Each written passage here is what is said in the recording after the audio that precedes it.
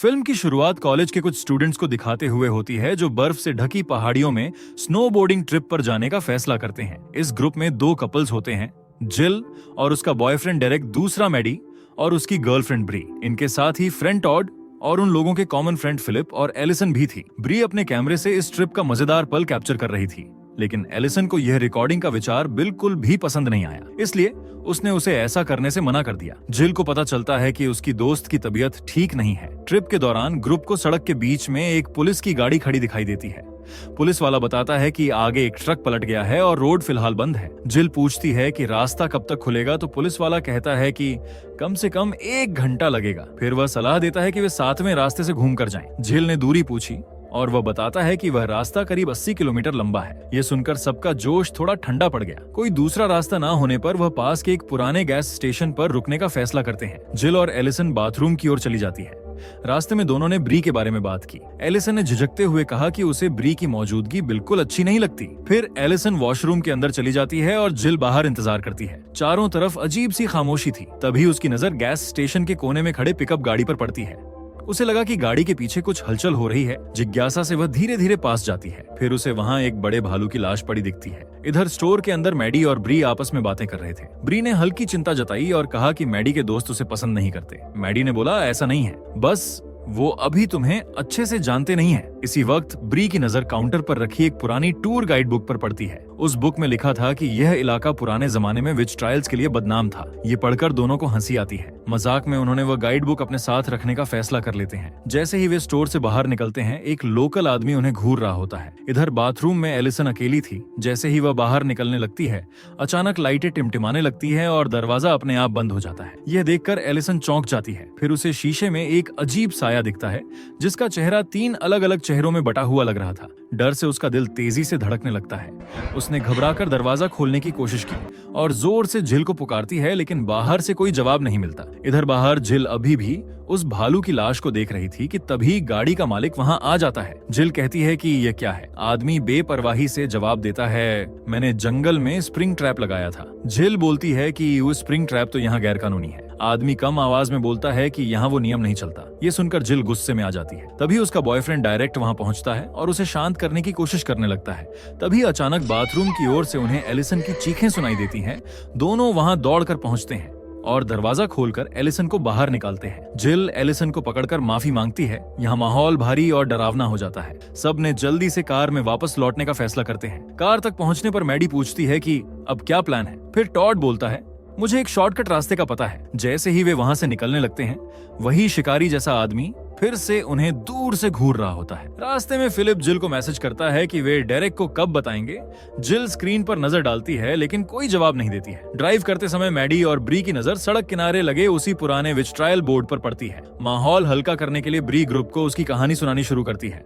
वह कहती है, कई साल पहले यहाँ की कुछ गरीब औरतें अचानक अजीब तरह से बीमार पड़ गई थी। उनकी जांच के लिए गांव का फादर उनको देखने आया था, लेकिन उसे भी उस बीमारी की वजह समझ नहीं आती। अपनी इज्जत बचाने के लिए उसने उन औरतों को चुड़ैल करार दे दिया। फादर की यह बात मानकर पूरे गांव वाले उन बेचारियों को बेरहमी से मार डालते हैं, मगर बाकी ग्रुप उसकी कहानी पर ज्यादा ध्यान नहीं देते। थोड़ी देर में वे एक सुनसान सड़क पर पहुंचते हैं जहां बड़े अक्षरों में नो पासिंग का बोर्ड लगा होता है। सब टॉड से पूछते हैं, क्या यही रास्ता है? टॉड सिर हिलाते हुए कहता है, हाँ, थोड़ी दूर पर एक सर्विस रोड है, फिर पहाड़ी का रास्ता सीधे मंजिल तक ले जाएगा। अब सभी तय करते हैं कि वे आगे जाएंगे। डेरेक चैन तोड़ता है और सब लोग उस सुनसान रास्ते पर आगे बढ़ जाते हैं। इसी बीच दूसरी ओर वही शिकारी कहीं जा रहा होता है। वह रेडियो पर खबर सुनता है कि बर्फीले तूफान की चेतावनी जारी हुई है, लेकिन वह परवाह नहीं करता। उसने रेडियो बंद किया और अपनी बंदूक उठाता है तथा चुपचाप वहां से जंगल की ओर निकल जाता है। ग्रुप कई घंटों तक रास्ते पर ही होता है, लेकिन उन्हें अभी तक मंजिल नहीं मिली। इसी बीच एलिसन अब भी बाथरूम वाली घटना को याद कर रही होती है। उसका दिल डर से धड़क रहा था। तभी वह एक टहनी पर एक कौवे को देखती है। कौवा उससे बात करता हुआ प्रतीत होता है, लेकिन वह समझ नहीं पाती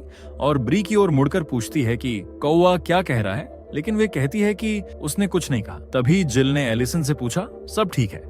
एलिसन ने कहा, हाँ, सब ठीक है। कुछ देर बाद जिल नींद से उठी और देखा कि बाकी लोग टॉड से झगड़ रहे थे, क्योंकि कई घंटों से वे एक ही रास्ते पर थे। टॉड ने कहा, बस मुझ पर भरोसा करो, लेकिन डेरेक गुस्से में आ जाता है और सबको मोबाइल में मैप चेक करने के लिए बोलता है, लेकिन किसी के भी फोन में नेटवर्क नहीं होता। ये सब डेरेक देखता है, जिससे उसका ध्यान रोड से भटक जाता है और उनकी कार अचानक फिसल कर टकरा जाती है। ये सब सुरक्षित होते हैं, लेकिन कार बर्फ में अब फंस चुकी है। डेरेक गुस्से में टॉड पर चिल्लाने लगता है। मैडी उसे शांत करने की कोशिश करता है, लेकिन वह नहीं मानता। फिर सभी कार से बाहर उतरते हैं और देखते हैं कि गाड़ी का टायर बर्फ में फंसा हुआ है। ये देखकर टॉड गाड़ी से स्पेयर टायर निकालने का फैसला करता है। कार में एलिसन नजरें जंगल की ओर टिकाए बैठी होती है और कहती है कि हम यहाँ से कभी नहीं निकल पाएंगे। ब्री चिंता से पूछती है इसका क्या मतलब है। तभी डेरेक ने सबको बाहर निकालने और कार को धकेलने के लिए कहता है। सब मिलकर कार को बर्फ से बाहर निकालने की कोशिश करते हैं। वहीं एलिसन डर के मारे जंगल की ओर घूरती रहती है। जिल उसे पूछती है क्या वह बाथरूम चलना चाहती है, तो एली ने मना कर दिया। फिर जिल अकेली जंगल की ओर बढ़ जाती है। अंदर पहुंचकर उसने पेड़ों के बीच से आती अजीब सी आवाजें सुनती है। आवाजें उसे धीरे धीरे एक अनोखे पेड़ तक ले जाती हैं। वहां जिल उसे अजीब तरह से देखने लगती है, लेकिन तभी अचानक फिलिप वहां आ जाता है और उसे देखकर वो डर जाती है। तभी कोई जिल को पुकारता है और वह तुरंत कार की ओर लौट जाती है। फिलिप वहीं रुक जाता है, लेकिन तभी उसे भी पेड़ों के बीच से अजीब सी आवाजें सुनाई देती हैं। जिल जब कार के पास लौटती है तो वह देखती है कि एलिसन वहां नहीं होती। फिर वह दोस्तों से पूछती है, लेकिन किसी को भी पता नहीं होता। वह घबरा जाती है और जोर से एलिसन को पुकारने लगती है। फिर सब लोग जंगल में उसे ढूंढने जाते हैं। थोड़ी देर बाद एलिसन उन्हें घुटनों के बल एक मरे हुए हिरण के पास बैठी मिलती है। हिरण की लाश बुरी तरह कटी हुई थी। ये सीन देखकर सभी चौंक जाते हैं। जिल पास जाकर धीरे से पूछती है, क्या तुम ठीक हो? लेकिन एलिसन कुछ नहीं बोलती और कुछ सेकंड बाद उल्टी कर देती है। इसके बाद सभी कार के पास लौटते हैं और सब मिलकर कार को धकेलने का फैसला करते हैं। फिर डेरेक एलिसन को ड्राइविंग करने को कहता है और गाड़ी बर्फ से बाहर निकल जाती है। लेकिन जब डेरेक झुककर अपने जूते का लेस बांध रहा होता है, तभी एलिसन अचानक कार से उसे कुचलने की कोशिश करती है।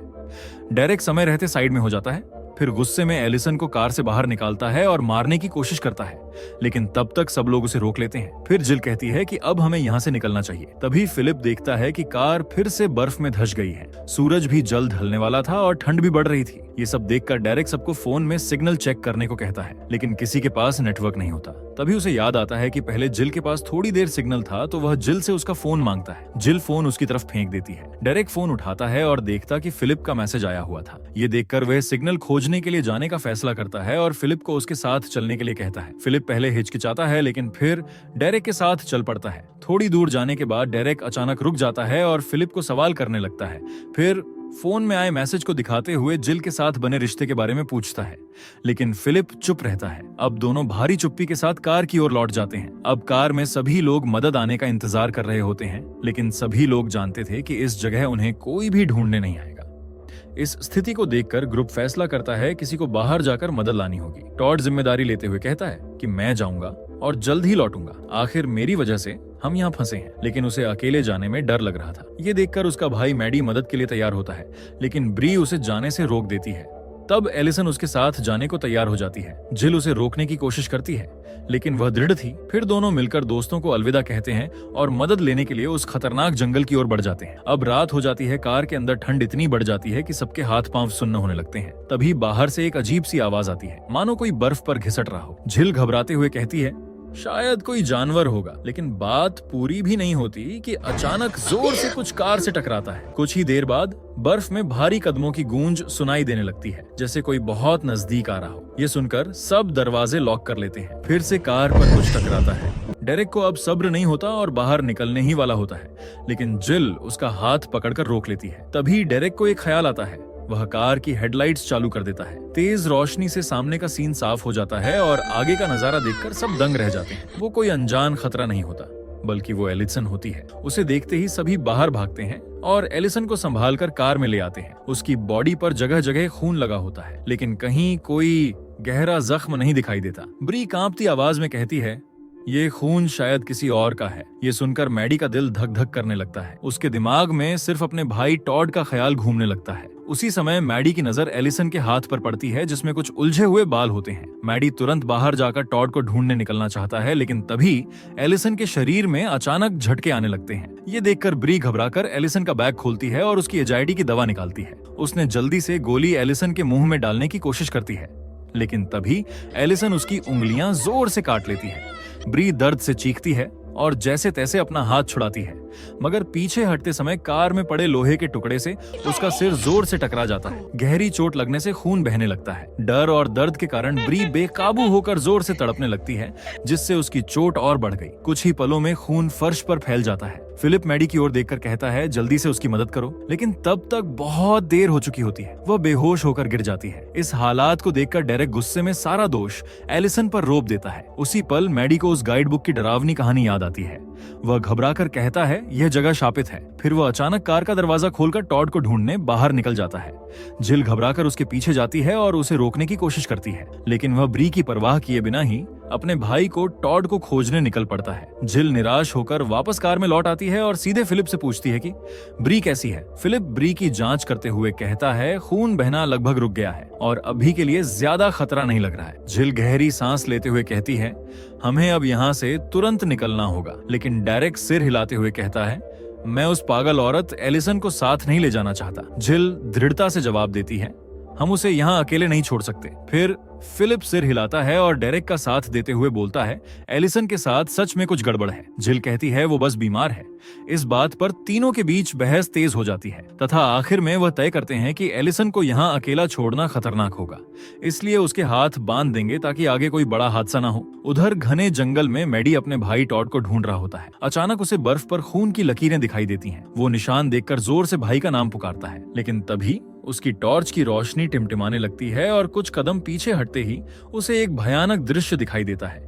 एक कौवा टहनी से उल्टा लटका हुआ दिखता है। डर के मारे मैडी एकदम पीछे हटता है और उसी समय उसका एक पैर गलती से भालू के फंदे में फंस जाता है। उधर कार में डेरेक एलिसन के हाथ बांध देता है। बेहोशी की हालत में एलिसन, मैंने उसे देखा है, ये शब्द बड़बड़ाने लगती है। थोड़ी देर बाद फिलिप हल्का होने के लिए बाहर चला जाता है। अकेले में डेरेक मौका पाकर जिल से कहता है, मुझे तुम्हारे और फिलिप के सीक्रेट रिलेशनशिप के बारे में पता है। फिर वो जिल को उकसाने लगता है, फिलिप पर भरोसा मत करो, मैंने खुद कई बार उसे दूसरी लड़कियों के साथ देखा है। जब फिलिप वापस लौटता है तो जिल का रवैया उसके प्रति अचानक बदल चुका होता है, जिसे देखकर फिलिप कंफ्यूज हो जाता है।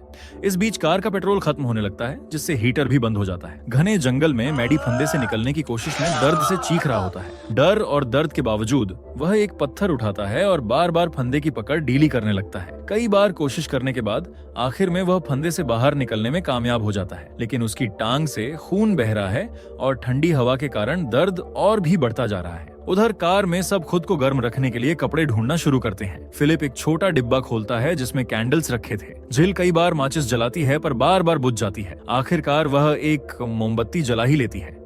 मोमबत्ती से कार का अंधेरा थोड़ा रोशन होता है, लेकिन उसी पल एलिसन से अजीब गहरी कराहट सुनाई देती है। आवाज इतनी विचित्र होती है कि सब चौंक जाते हैं और एक दूसरे की ओर घबराकर देखने लगते हैं। मैडी कार की ओर लौटना चाहता है, मगर उसका जख्मी पैर हर कदम पर चीख जैसा दर्द दे रहा है। बर्फ में घिसटते हुए वह आगे बढ़ता रहता है। अचानक उसे दूर हल्की रोशनी दिखाई देती है। उसे लगा शायद टॉड है। हिम्मत जुटाकर वह वहां तक पहुंचता है, लेकिन वहां सिर्फ एक टॉर्च पड़ी होती है और ठीक उसके आगे जो दिखता है उसे देखकर उसका दिल टूट जाता है। उधर कार के अंदर माहौल और डरावना हो जाता है। एलिसन की अजीब गहरी कराहटें रुकने का नाम नहीं ले रही है। डेरेक गुस्से में बोलता है, जिल कुछ करो, ये लड़की हमें पागल करके ही मानेगी। तभी एलिसन अचानक बड़बड़ाती है, मैं तुम्हें नहीं बचा सकती, तुम सब मरने वाले हो। डेरेक अब अधिक गुस्से में आ जाता है और एलिसन को गाड़ी से बाहर निकालना चाहता है, लेकिन तभी जिल तुरंत चाकू निकालकर उसे रोक देती है। फिर वह फिलिप की ओर देखती है, पर फिलिप फिर से हिचकिचाता है और अचानक डेरेक का साथ देते हुए जिल के हाथ से चाकू छीन लेता है। इसी बीच सबको दूर जंगल से फोन की घंटी सुनाई देती है। ये सुनकर तीनों उस दिशा में भाग पड़ते हैं। कार में अब ब्री अकेली होती है। जब वो होश में आती है तो देखती है कि एलिसन खिड़की पर जोर जोर से सिर मार रही है। ब्री घबराकर पास पड़ी लोहे की छड़ उठाने की कोशिश करती है, लेकिन पलटते ही एलिसन उस पर टूट पड़ती है। ब्री की चीख दूर तक गूंजती है, जिसे जिल सुन लेती है। जिल तुरंत आवाज की ओर दौड़ती है, लेकिन जल्दी जल्दी में बर्फ पर फिसल जाती है। फिलिप मदद करना चाहता है, लेकिन जिल उसे रोकती है और सब कुछ उसे बता देती है। इसी बीच डेरेक जंगल में टॉड का फोन ढूंढ लेता है और दोनों कार तक लौटते हैं, लेकिन दरवाजा अंदर से बंद होता है। ये देखकर फिलिप चाबी लेने के लिए जंगल के अंदर डेरेक को ढूंढने चला जाता है, क्योंकि उसी के पास गाड़ी की चाबी होती है। उधर डेरेक फोन इस्तेमाल करने की कोशिश करता है कि तभी बाहरी कदमों की आवाज आने लगती है। जैसे ही वह मुड़ता है, वह देखता है कि एलिसन खड़ी होती है। एलिसन उससे कहती है, तुमने मुझे मरने के लिए अकेला छोड़ दिया। डेरेक डर जाता है और वहां से भागकर किसी जगह छुप जाता है। इसी दौरान उसे फिर से किसी के पास आने का एहसास होता है, लेकिन इस बार डेरेक तैयार होता है और उसके हाथ में एक स्क्रू ड्राइवर होता है। जैसे ही वह पास आता है, डेरेक उसे मार देता है, लेकिन यह कोई और नहीं बल्कि फिलिप होता है, जो उसकी चपेट में आकर मारा जाता है। जिल स्नोब से कार की खिड़की तोड़ती है और अंदर घुस जाती है, लेकिन अंदर ब्री की निर्जीव लाश पड़ी होती है। ये देखकर वह बहुत डर जाती है। उसी समय डेरेक वहां पहुंच जाता है तथा उसका चेहरा सफेद पड़ चुका होता है। वह हांफते हुए बोलता है, एलिसन ने मुझ पर हमला किया है, ये जगह सच में श्रापित है। जिल ने खून देखकर पूछा, फिलिप कहाँ है? लेकिन डेरेक बस बड़बड़ाता है, स्क्रू ड्राइवर शायद गिर गया है। घबराते हुए वह कहता है, वो हमें सजा दे रही है। जिल हक्का बक्का होकर पूछती है, कौन? डेरेक कांपते हुए बोलता है, मैं वहां था, पर मुझे नहीं पता था कि ऐसा होगा। फिर अचानक वो पागलों की तरह कपड़े उतारने लगता है और बड़बड़ाने लगता है। तभी बाहर से एलिसन की आवाज आती है। तभी जिल लोहे की छड़ कसकर पकड़ लेती है। एलिसन धीरे धीरे डेरेक के पास आती है और उसे साथ चलने को कहती है, लेकिन डेरेक अजीब तरह से बर्ताव करने लगता है। ये देखकर जिल उसे छोड़ देती है और बाहर भाग जाती है। अब जिल अकेली जंगल में मदद ढूंढने निकल पड़ती है। रास्ते में उसे फिलिप की लाश मिलती है। उसे देखते ही वह रो पड़ती है। तभी दूर से एक आवाज सुनाई देती है। वो उसकी ओर दौड़ती है, लेकिन पीछे से किसी डरावने जीव की आहट उसके साथ साथ चल रही होती है। तभी अचानक उसके सामने एलिसन आ जाती है। एलिसन स्क्रू ड्राइवर लेकर जिल की ओर धीरे धीरे बढ़ने लगती है। तब जिल को डेरेक की बातें सच लगने लगती हैं कि यह सब एलिसन का ही किया धरा है। फिर जिल एलिसन का हथियार छीन लेती है और उसे जमीन पर गिरा देती है, लेकिन एलिसन गिड़गिड़ाती है, मैंने कुछ नहीं किया। घबराई हुई जिल अंत में उस पर वार कर देती है और वहीं एलिसन की मौत हो जाती है। तभी पीछे से गोली चलने की आवाज गूंजती है। एक शिकारी हवा में चेतावनी देता है, पास मत आओ। अगली सुबह पुलिस वाले वहां पहुंचते हैं, जहां चारों ओर उन्हें खून और लाशें बिखरी पड़ी मिलती हैं। एक ऑफिसर जिल से पूछता है कि यहाँ क्या हुआ था। जिल बस यही बड़बड़ाती है कि एलिसन पर किसी आत्मा ने कब्जा कर लिया था और उसी ने सबको मार डाला। ऑफिसर उसे पूछता है कि उसे ऐसा क्यों लगता है, लेकिन जिल चुप रहती है। उसकी आंखों में एक अजीब सी चमक थी, मानो अब वही किसी अनजानी ताकत के वश में हो। और इसी के साथ यह मूवी यहीं खत्म होती है।